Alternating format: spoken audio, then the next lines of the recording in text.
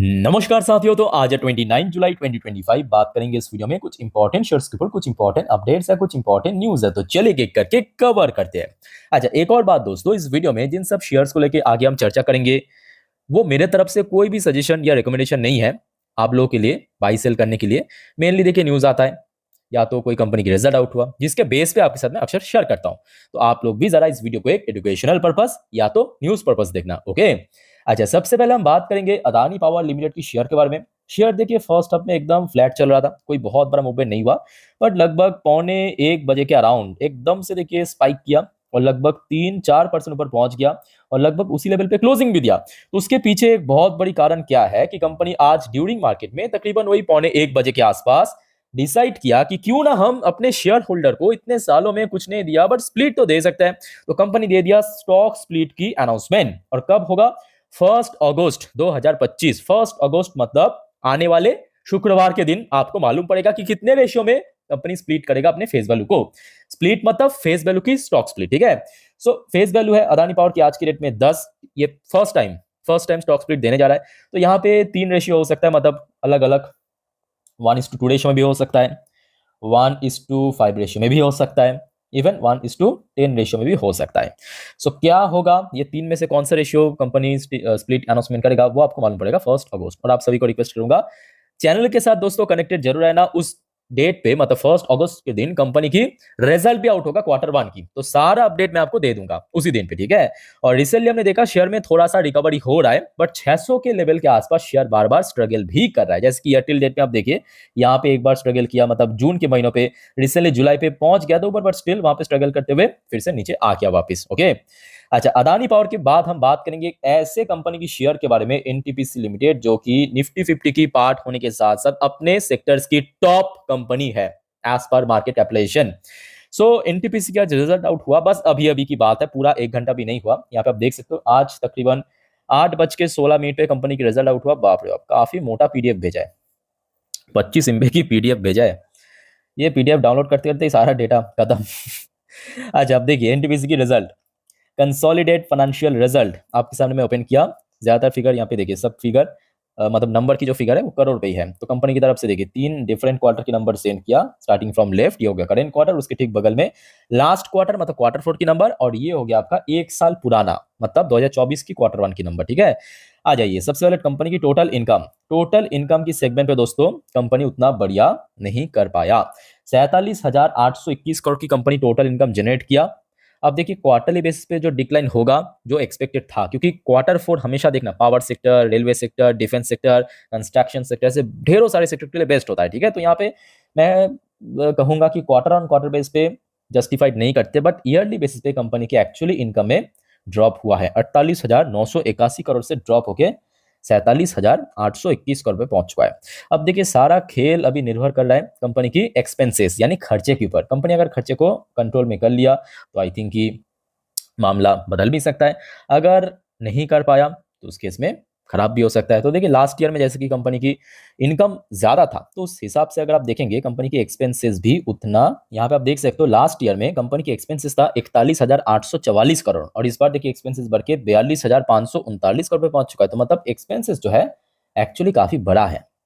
अच्छा, अब आगे देखते जाइए, बहुत सारे खेल अभी बाकी है। देखिए अगर हम थोड़ा सा और नीचे स्क्रॉल डाउन करता हूँ तो यहाँ पे टैक्स वगैरह कटने के बाद जो बचता है उसे हम कहते हैं प्रॉफिट फॉर द पीरियड। ये 9 नंबर वाला पॉइंट, ये देखिए प्रॉफिट फॉर द पीरियड मतलब नेट प्रॉफिट। नेट प्रॉफिट में दोस्तों आपको बहुत सारे चेंजेस देखने को मिलेगा। देखिए कंपनी की नेट प्रॉफिट में, जहाँ पे लास्ट ईयर में था 5,506 करोड़ नोट करना, लास्ट ईयर में कंपनी की इनकम भी ज्यादा था, एक्सपेंसेस खर्चा भी काफी कम था।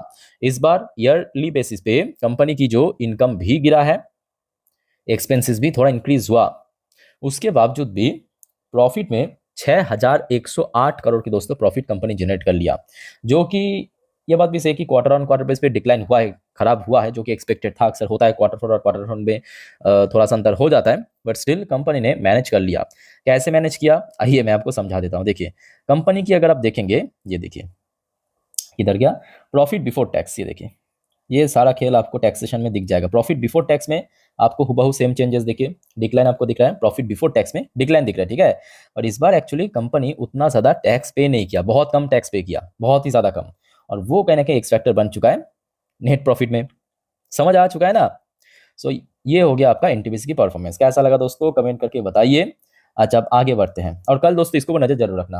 अच्छा, एक और बात दोस्तों, आज बहुत सारे और भी कंपनी के रिजल्ट आउट हुआ।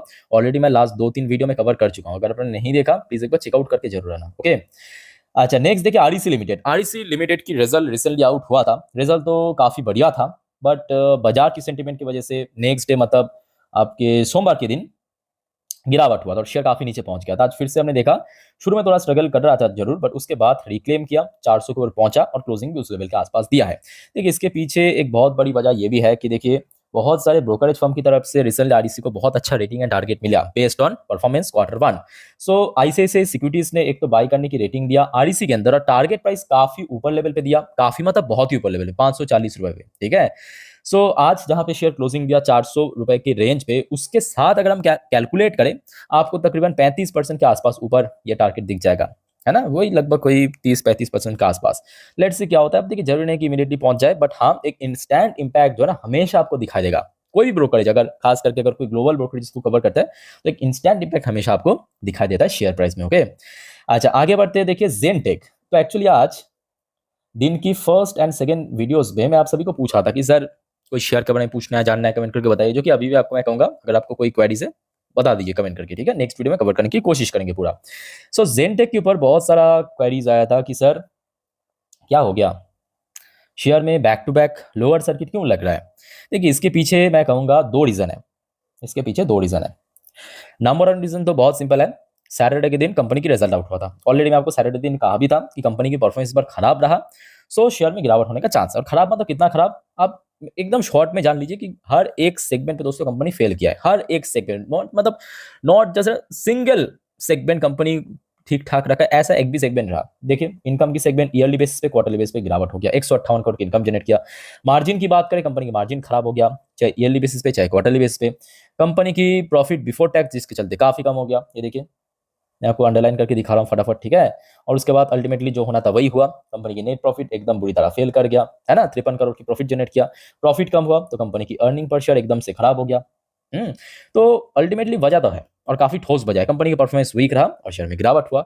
अच्छा, गिरावट के पीछे दूसरा एक और रीजन है। देखिए एक तो सेक्टरल वाइज मतलब डिफेंस सेक्टर भी थोड़ा वीक चल रहा है, उसके साथ साथ ये भी आप देखिए कि शेयर अगर हम फरवरी की लो से लेके तकरीबन जून की हाइक तक कैलकुलेट करें, 129-30% रिटर्न भी दिया है। इतना रिकवर करने के बाद ऑब्वियसली बात है, थोड़ा बहुत अभी खराब रिजल्ट होने के बाद थोड़ा सा प्रॉफिट बुकिंग चल रहा है, ये भी बात भी सही है, ठीक है। तो रीजन तो है, बट मेन रीजन जो है कंपनी की वीक परफॉर्मेंस होना।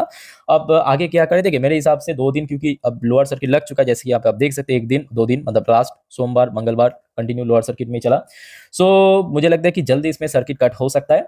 सो इमीडिएटली कोई बहुत बड़ा डिसीजन लेने की जरूरत नहीं है, लॉन्ग टर्म की विजन रख के चलिए, अच्छी सेक्टर से अच्छी कंपनी भी अच्छी है, एक आध क्वार्टर हो जाता है, ठीक है, गलती से। अच्छा आगे बढ़ते हैं, बात करेंगे अब आईपीओस के जेम पे कवर। देखिए बहुत सारा आईपीओ आ चुका है, देखिए एक एक करके। हाईवे इंफ्रास्ट्रक्चर 35.71% की प्रीमियम चल रहा है। अच्छा, ज्योति ग्लोबल प्लास्ट एसएमई आईपीओ 16.67% की प्रीमियम। फ्लाइप्स एविएशन 66.67% की प्रीमियम। रेनॉल पॉलीचेम 8.57% की प्रीमियम। कैशियो ड्राइव 23.85% की premium. Shri lotus developer mainline IPO 29.33% की प्रीमियम। अच्छा उसके बाद एमएनबी इंजीनियरिंग मेलन आईपीओ 11.17% की प्रीमियम। एनएसडीएल बहुत इंपॉर्टेंट, मे बी कल से ओपन होगा, 15% के ऊपर प्रीमियम चल रहा है। आदित्य इन्फोटेक 41% के ऊपर प्रीमियम चल रहा है। केटेक्स फैब्रिक 22% के ऊपर प्रीमियम चल रहा है। Laxmi India finance mainline IPO 5% के ऊपर प्रीमियम चल रहा है। रेपोनो 21% के ऊपर प्रीमियम चल रहा है। शांति गोल्ड 19% के ऊपर प्रीमियम चल रहा है। शैलो रैप 17% के ऊपर प्रीमियम चल रहा है। श्री रेफ्रिजरेशन 68% के ऊपर दमदार प्रीमियम चल रहा है। पटेल चेम 41% के ऊपर प्रीमियम चल रहा है। जीएनजी इलेक्ट्रॉनिक्स, याद रखना जीएनजी इलेक्ट्रॉनिक्स दोस्तों कल बाजार में लिस्ट होगा, अच्छी कंपनी है, ईएमएस सेक्टर की कंपनी, इतने दिनों बाद बाजार में लिस्ट होने जा रहा है कोई आईपीओ ईएमएस सेक्टर से। 40% के प्रीमियम चल रहा है, अच्छा प्रीमियम चल रहा है। इंडिक्यूब बहुत ही कम, फ्लैट लिस्ट होने का कल बहुत ज्यादा चांस है। टीएससी इंडिया 11% के प्रीमियम चल रहा है, बाकी ऑलमोस्ट लिस्ट हो चुका है, ठीक है। सो कल दोस्तों याद रखना इन सब, लास्ट में जो आपको 3 दिखाया, लास्ट में जो 3 दिखाया जीएनजी, इंडिक्यूब और टीएससी, ठीक है, ये तीनों कल बाजार में लिस्ट होगा, याद रखिएगा, ओके।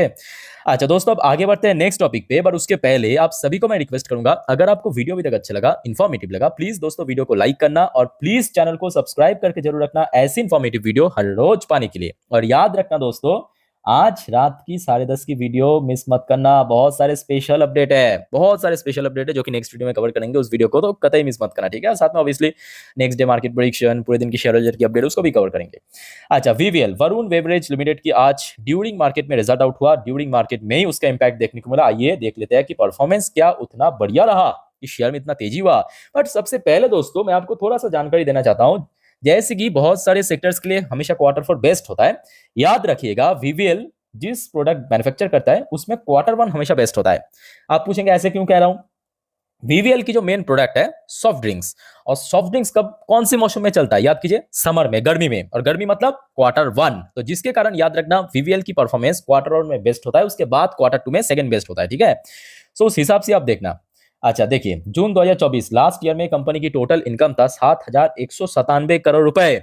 अब याद रखिएगा, क्योंकि अभी देखिए इस पर्टिकुलर सेक्टर्स में, सॉफ्ट ड्रिंक्स की सेक्टर में बहुत ज्यादा कंपटीशन बढ़ चुका है, खास करके जब रिलायंस ने कैंपा को लॉन्च किया था मार्केट में। और आज के डेट में ऑनेस्टली से, ये मेरे खुद की सर्वे के हिसाब से या खुद की स्टडी के हिसाब से कह सकते हो, मेरे ओपिनियन के अकॉर्डिंग इस बार कैंपा ने बहुत अच्छा मार्केटिंग करा है। इवन मार्केट शेयर भी काफी ज्यादा एक्सपैंड कर रहा है कैंपा, ठीक है। और जिसके कारण आप देख सकते हो कंपनी की जो इनकम की सेगमेंट पे कोई भी ग्रोथ नहीं रख पाया। 7,017 करोड़ की इनकम जनरेट किया, जो कि ईयरली बेसिस पे डिक्लाइन हुआ।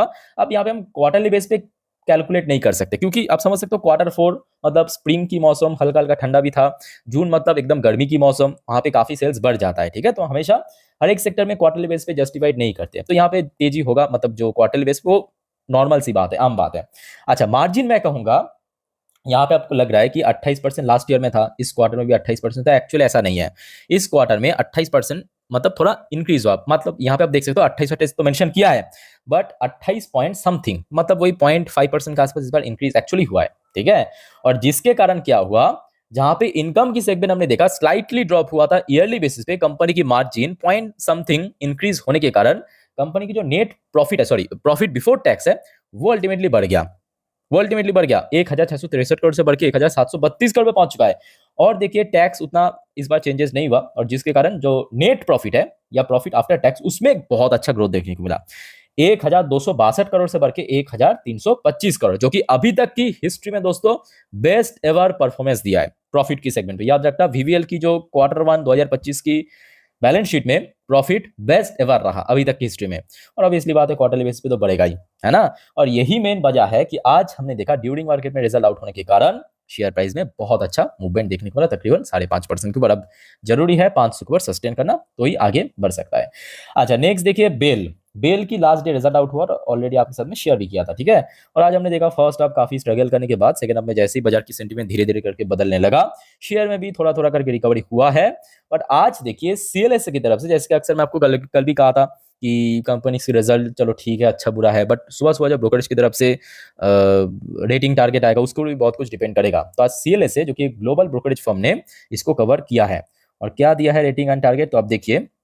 सबसे पहली बात, रेटिंग तो अच्छा दिया है आउट परफॉर्म की, बट स्टिल टारगेट प्राइस उतना बढ़िया भी नहीं दिया। 400 रुपए की टारगेट दिया, जो कि शेयर आज की डेट में लगभग उसी लेवल का आसपास ही है। कुछ दिन पहले तो उससे ऊपर ही चल रहा था, ठीक है। तो टारगेट उतना बढ़िया नहीं था, बट रेटिंग अच्छा दिया आउट परफॉर्म की। लेट्स सी आगे क्या होता है। और बेल के लिए मैं कहूंगा कि 400 के लेवल को होल्ड करना, याद रखना ये जरूरी है। अगर होल्ड सक्सेसफुली कर पाया तो ही आगे बढ़ सकता है, अदरवाइज इस लेवल का आसपास कंसोलिडेशन करने का भी चांस है, ओके।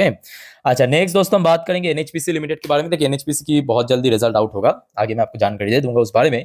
फिलहाल हम रिजल्ट के बारे में बात नहीं करेंगे, बात करेंगे सरकार की तरफ से दोस्तों यहाँ पे कुछ घोषणा किया। देखिए आज की डेट में अगर हम बात करें रिन्यूएबल एक बहुत बड़ी इंडस्ट्री है। रिन्यूएबल पे बहुत सारे अलग अलग सेगमेंट है। एक सेगमेंट हो गया सोलर सेल मैन्युफैक्चरिंग, ठीक है। सोलर सेल मैन्युफैक्चरिंग आज भारत में मेनली प्राइवेट फर्म्स ही करते हैं, प्राइवेट कंपनीज करते हैं, जैसे कि टाटा पावर हो गया, अदानी ग्रीन हो गया, वरे एनर्जी हो गया, ये सब कंपनी मैन्युफैक्चर करते हैं आपके सोलर सेल, ठीक है। सो अभी सरकार ने कहा चलो ठीक है, प्राइवेट कंपनी तो कर ही रहा है, हम लोग की भी मतलब सरकारी कंपनी को भी तो करना चाहिए। तो यहाँ पे कुछ कंपनी को प्रपोजल रखा है कि एनटीपीसी, एनएचपीसी, एसडीपीएन, ज्यादातर बड़े कंपनी है, कहा कि देखिए आप लोगों के पास पैसा अच्छा खासा है, तो आप लोग थोड़ा बनाने की कोशिश कीजिए। लेट्स से आगे क्या होता है। देखिए NTPC, NHPC, SDPN order to mandate India made solar cell in renewable power beat. तो क्लियर हो चुका है ना। अब देखना पड़ेगा आगे क्या होता है, क्योंकि एक बहुत बड़ा अपॉर्चुनिटी है, और अगर इस अपॉर्चुनिटी को सक्सेसफुली ग्रैब कर लिया तो इन तीनों की शेयर में, या बोल सकते हो कि तीनों कंपनी की वैल्यूएशन और ज्यादा इंक्रीज हो सकते हैं, क्योंकि प्रोडक्ट पोर्टफोलियो बढ़ जाएगा। तीनों में तीनों ही कर सकते हैं, तीनों में दो भी कर सकते हैं, तीनों में एक भी कर सकते हैं, डज नॉट मैटर, ठीक है। तीन में तीन किया तो मैं कहूंगा बहुत अच्छी बात है। अच्छा, आज की डेट में वैसे कारोबार भी अच्छा था, 52% को शेयर ट्रेड हुआ। एनएचपीसी के लिए इसके पहले भी आपको मैं बार बार कह चुका हूँ, 50 क्यों लिख रहा हूँ, सॉरी, 85 से लेके 90 याद रखना, ये सबसे इंपॉर्टेंट लेवल। 90 के लेवल जैसे ब्रेक करेगा तो कहीं ना कहीं एक अच्छा खासा ऊपर की तरफ मोमेंटम बन सकता है। ओके, अच्छा दोस्तों याद रखना, कल यानी 30 तारीख को बहुत सारे कंपनी का एक्चुअली रिजल्ट आउट होगा, जैसे कि केएनएस हो गया, आपके टाटा स्टील हो गया, केपीआईटी हो गया, हुंडई मोटर्स, सब बड़े बड़े कंपनी की, लीडिंग कंपनी की रिजल्ट आउट होगा। और जब भी रिजल्ट आउट होगा तुरंत आपके साथ में शेयर कर दूंगा। दोस्तों आप सभी को मैं रिक्वेस्ट करूंगा, स्टे कनेक्टेड विद चैनल और चैनल को सब्सक्राइब करके जरूर रखना अगर आपने अभी तक नहीं किया तो। बाकी और कोई आपका डाउट्स है, कंफ्यूजन है, कमेंट करके बताइए। फिलहाल मिलते हैं नेक्स्ट वीडियो में, टेक केयर, बाय बाय, जय हिंद।